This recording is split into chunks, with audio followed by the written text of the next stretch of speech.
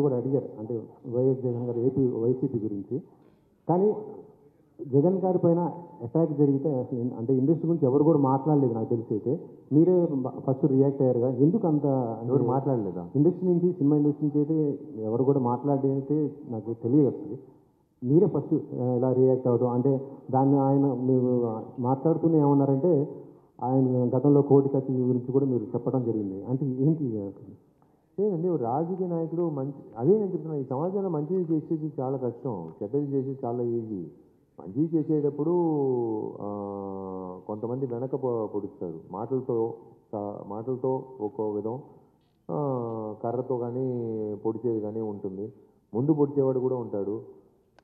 ఎటువైపు అయినా వస్తుంది. నువ్వు వెళ్ళే ప్రయాణం వచ్చి ఇటు వెళ్తా ఉండాలి అంతే.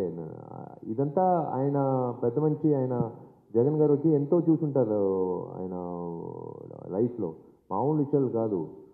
ఆయన అన్నిటికీ సిద్ధం పడ్డే వెళ్తున్నారు ఆయన ప్రయాణంలో. సో డెఫినెట్గా it's 100% like it is not a hindrance to him. ఆయనకి అన్నిటికీ సిద్ధం ఆయన. సో డెఫినెట్లీ ఆయనే సీఎం అవుతానని మీరు గట్టిగా చెప్తున్నారు. అంత నమ్మకం ఏంటి సార్ మీకు? జూన్ 4th కదా, 5th నేను వచ్చి మిమ్మల్ని కలుస్తాను. 5th వచ్చి మిమ్మల్ని కలుస్తాను, అప్పుడు చెప్తాను.